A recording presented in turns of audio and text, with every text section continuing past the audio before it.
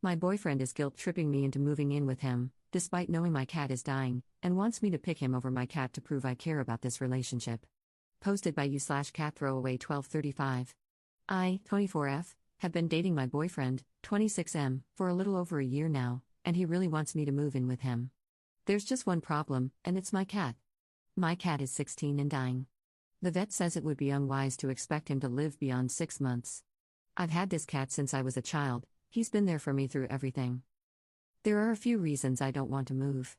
1. Moving is really stressful for cats, and I don't want to cause any unnecessary stress for my old boy. And 2. My boyfriend has a fairly energetic Rottweiler, and my cat has never been good with dogs. He was almost killed by one when he was 2 years old. We had to amputate his leg because it was so badly crushed and injured. I understand that my boyfriend wants me to be close to him, I want that too, but is it really so much to ask for a few months until my cat passes away? It hurts me so much that he keeps calling me unfair and not committed to this relationship. I am committed. But my longest friend is dying, and I want him to be comfortable. He doesn't seem to grasp how important my cat is to me. He has never liked cats and even made the joke, when he's gone, I will finally be your number one man. I don't know how to handle this at all. Any advice is welcome. Relevant comments. Commenter. If he has a dog, how can he not understand what it's like to love an animal? Ops response. He doesn't think cats actually have emotions or anything. He's one of those people who think cats are evil and dogs are a saving grace, which was fine before. I understand that not liking cats is almost as common as liking them. Update 1 day later. First off, let me say I'm still shaking, so if this is a rambled mess, I'm sorry. All your kind words from yesterday made me cry, thank you all so much. I thought I would give some backstory on how my boyfriend and I met. It was through a support group, as I mentioned. Growing up, until age 7, I had a very abusive dad. When I was 7, he tried to kill my mother and me. Luckily, the cops intervened and took him away. My mom charged him, and he was put away. When the trial was done, we moved, and my mom gave me Mumu, don't judge the name, I was 8, from a local shelter. I didn't fit in at the new school, and Mumu was the best thing in my life. Back to the support group. I shared my story, and my boyfriend confronted me afterward, saying he also had abusive parents growing up, and we bonded over our similar situations. I didn't realize how much control he had over me until recently. He convinced me to stop seeing my therapist, and we also stopped going to group. He used to tell me what to wear and how to style my hair, it's very curly, and recently, I've been straightening it because he would always say it looked better. A few hours ago, I invited him over for lunch and to talk. Luckily, Mumu was in my room sleeping. I told him what you guys said, mentioning that if it were his dog, he would be upset. He blew up and told me that wasn't the point was that I wasn't committed to him or didn't care about us. He started throwing things, a glass, some books I had lying around, and some picture frames. It was terrifying. I had never seen him this angry before, and I just reverted back to what I used to do as a kid, curl up, cover myself as much as possible, and stay quiet. Bless my roommate, who came home during this fit. She had brought the security guard because, as she was walking in, she heard the shouting and items breaking. My boyfriend was escorted out. As he left, I just screamed, "Don't come back." I hope it sticks. I've blocked his number, and my landlady has been notified not to let him in, as have the guards. Next step is informing the neighbors. I don't really know what to do from here. I emailed my therapist, hopefully, she will let me come back. My mom is on the way over right now, and my roommate is with me too. I'm so terrified. I didn't realize how much control he had over me. I thought all his early behaviors were just because he had clingy issues from his own upbringing. I'm going to take a bath, relax, let my hair go curly again, and cuddle my baby. I'm really glad Mumu was in my room. Thank you all for the help. I didn't think any of this was wrong until you guys pointed it out. I still love him and feel bad for him. He had a crappy upbringing too, and I'm sure he's messed up from it, but I'm going to try to move on. After my cat dies, I'm going to move out of this place to somewhere he doesn't know about. Thank you all again. Edit. For everyone who wants to see Mumu, I don't want to be identified in case anyone I know or may know in the future finds this. That's why I made a throwaway, as I do have a regular Reddit account.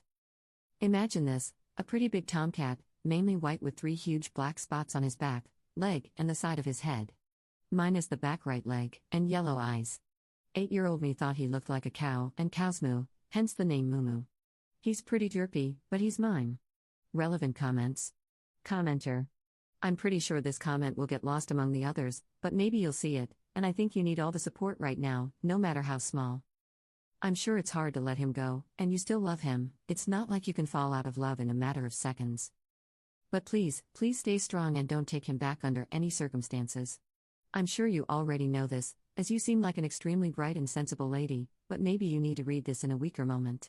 Surround yourself with all the support you can, family, friends, therapy, and take legal action if needed. I don't care how awful his upbringing was.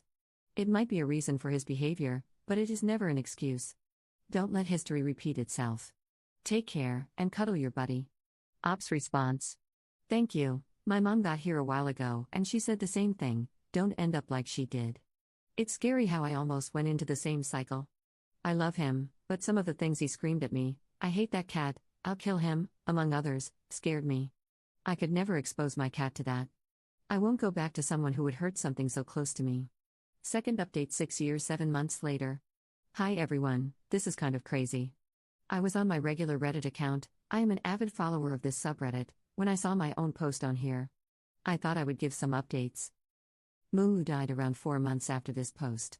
He was put down since his quality of life was declining rapidly, and while he could have lived maybe another 3 or 4 months, I didn't want that for him. He was in the last stages of kidney disease and needed so many drugs and subcutaneous hydration just to keep him going. I miss him every single day. I still have his ashes with me, and I make sure to keep him in a sunbeam on the window, that was his favorite thing. Regarding my ex. The embarrassing part is that I still felt so bad for him for so long. I saw a comment on the original post that said it sounded like I was just looking for validation that his behavior wasn't okay, and I think that's true. Besides controlling my hair, he also pretty much decided everything in our relationship, what we did together, what we ate, and the shows we watched. It seemed so small at the time that he never wanted to go to the places I picked or listen to the music I liked. He always had a reason at first, but then eventually, it was just because he didn't want to do those things. And for some reason, I let that happen.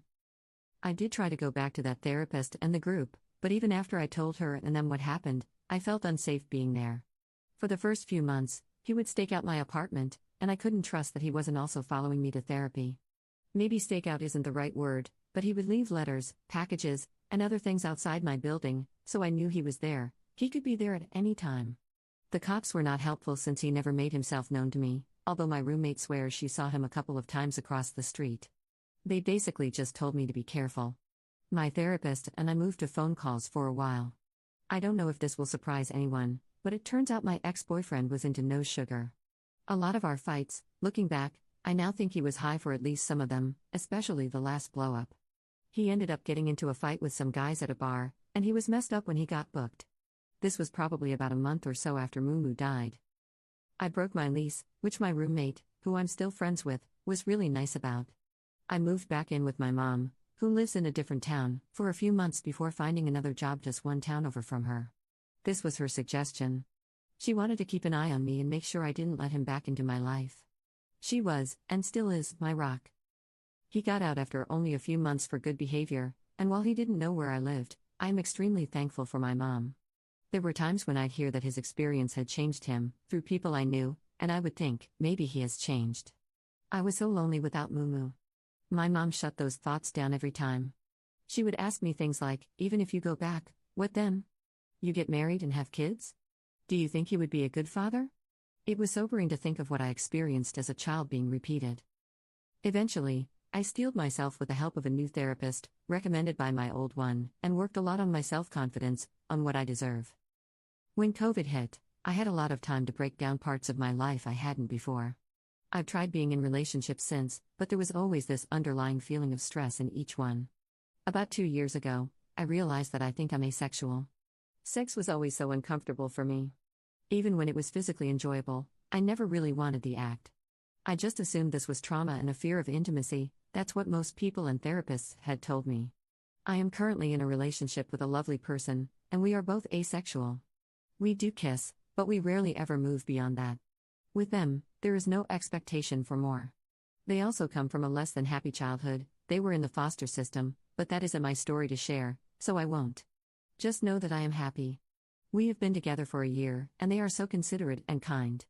They bring me flowers at least once a month, make sure I can express myself, encourage my interests, and actually want to hear about them.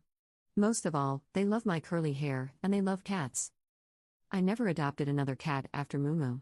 I think I was terrified for a long time that if I did, they could be used against me. My partner has 2 cats, whom I love. We are currently trying to work out moving in together.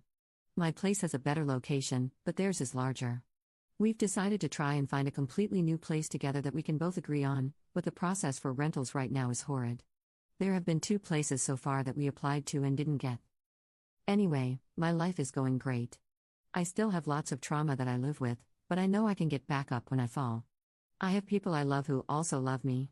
I probably won't respond to any comments, and I'll most likely delete this account in a few days. I don't need it anymore. But before I did, I thought leaving one last update was called for.